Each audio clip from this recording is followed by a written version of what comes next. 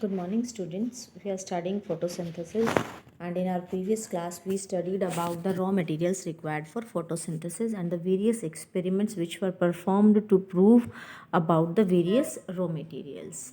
And today, now we will talk that where this photosynthesis will take place.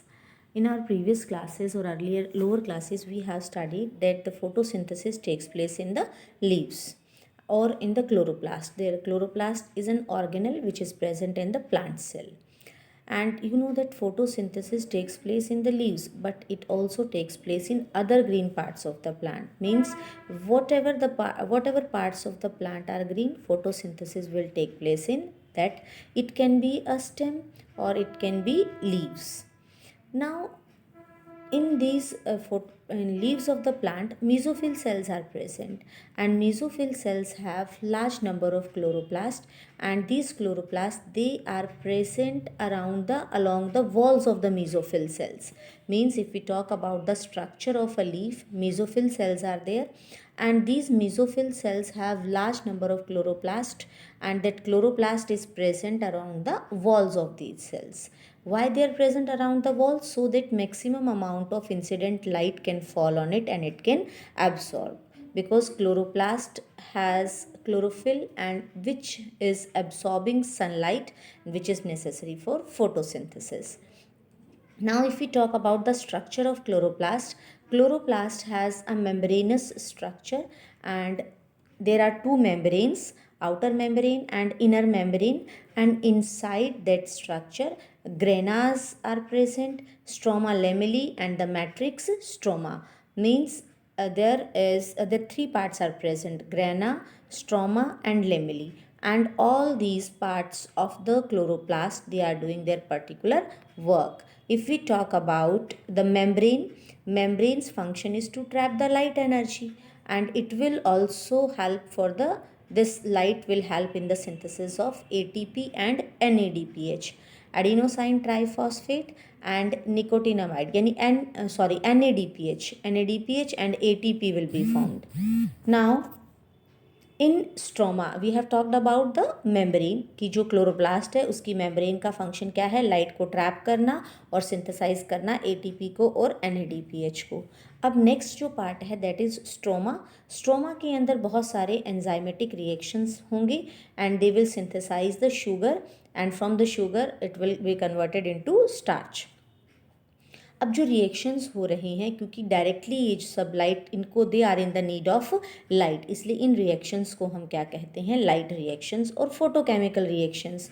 लेकिन जो बाद का reaction यानी कि जो मेम्ब्रेन के ऊपर लाइट फॉल हुई और फिर synthesis of ATP and NADPH हुआ, क्योंकि ये डायरेक्टली लाइट डिपेंडेंट रिएक्शन है इसलिए इन्हें हम लाइट रिएक्शंस कहते हैं.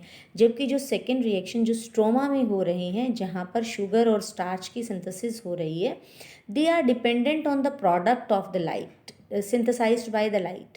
यानी कि इसलिए इन रिएक्शंस को हम क्या कहते हैं, डार्क रिएक्शंस. डार्क रिएक्शंस का मतलब ये नहीं है कि they are not in the lead of light, लेकिन क्योंकि जो लाइट रिएक्शंस में जो प्रोडक्ट बने थे उन प्रोडक्ट को यूज़ कर रहे हैं कौन से रिएक्शंस, जो स्ट्रोमा में हो रहे हैं.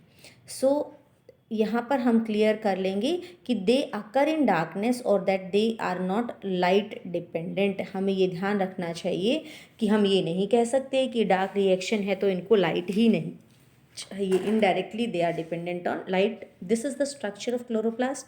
Just we have talk that it has membranes. So these are the two membranes, inner membrane and outer membrane.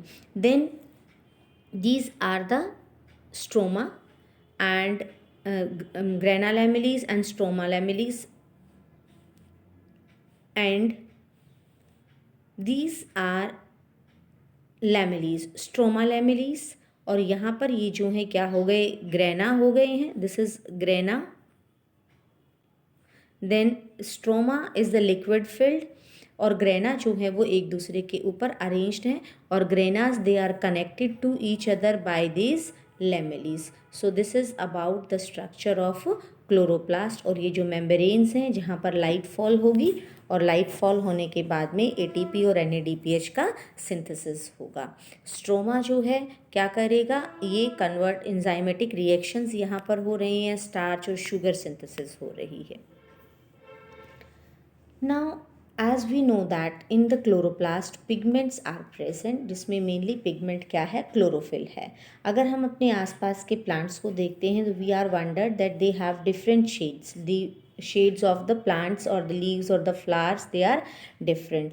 अगर हम इन लीफ पिगमेंट्स को सेपरेट करें पेपर क्रोमेटोग्राफी से, तो हम क्या देखते हैं कि जो लीफ पिगमेंट्स हैं उनके कलर्स जो हैं they in the leaves is not due to a single pigment. ऐसा नहीं कह सकते कि only one pigment is there, बल्कि वहाँ पर 4 type of pigments are seen: chlorophyll A, chlorophyll B, xanthophylls and carotenoids. Chlorophyll A जो हैं ब्राइट और ब्लूइश ग्रीन नज़र आते हैं, क्लोरोफिल बी येलोइश ग्रीन है, xanthophylls are yellow and carotenoids are yellow to orange. So now we will study about the role of these pigments. These are shown: absorption of light by chloroplast pigments. अब देखिए हमने बात की कि chlorophyll A है, chlorophyll B है और carotenoids हैं. सो यहाँ पर ही क्या दिखा रहे हैं कि कौन सा पिगमेंट कितनी लाइट को एब्सॉर्ब कर रहा है. Now these pigments they have the ability to absorb light at specific wavelength. हमें पता है जो हमारे विबग्योर है, जो एक्शन स्पेक्ट्रम जिसमें लाइट विजिबल होती है वो एक पर्टिकुलर उनकी वेवलेंथ होती है. तो ये जो पिगमेंट्स हैं ये एक पर्टिकुलर वेवलेंथ की लाइट को एब्जॉर्ब कर पाते हैं. अगर हम बात करें इन ग्राफ से तो हम क्या देखते हैं कि जो क्लोरोफिल ए पिगमेंट है इसकी जो लाइट को एब्सॉर्ब करने की एबिलिटी है वो शो हो रही है हमें यहाँ. As we are able to see chlorophyll A then chlorophyll B. Chlorophyll A जो है ब्लूइश से लेकर के और इसकी पीक जो है फिर अप होती है, यानी कि ये लाइट को एब्जॉर्ब कर रहा है. These are the different graphs which are showing that how much photosynthesis is occurring or what is the rate of absorption of these different pigments. Then next next graph 13.3b, it is showing the wavelength at which maximum photosynthesis occur in plants. और हम क्या देख रहे हैं कि जो maximum wavelength जो है जहाँ मैक्सिमम एब्जॉर्प्शन हो रहा है वो क्या है, क्लोरोफिल ए है, that is in the blue red region. यानी कि क्लोरोफिल ए जो है वो मैक्सिमम रेट ऑफ फोटोसिंथेसिस करेगा क्योंकि because maximum rate of absorption of sunlight is taking place. So chlorophyll A जो है it is the chief pigment जो कि फोटोसिंथेसिस में हेल्प करता है. So these are the different graphs. First graph showing the absorption spectrum of chlorophyll A, B and carotenoids. Chlorophyll A, chlorophyll B and carotenoids का absorption spectrum show हो रहा है. Then in the B graph what it is showing, graph showing action spectrum of photosynthesis, कि how much photosynthesis is taking place. वो जो है हमें कौन सा ग्राफ शो कर रहा है, ग्राफ बी शो कर रहा है. यानी फर्स्ट में हमने क्या पढ़ा कि जो डिफरेंट पिगमेंट्स हैं उनकी बात हुई. देन सेकेंड ग्राफ में हमने क्या पढ़ा, उनके एक्शन स्पेक्ट्रम की बात की.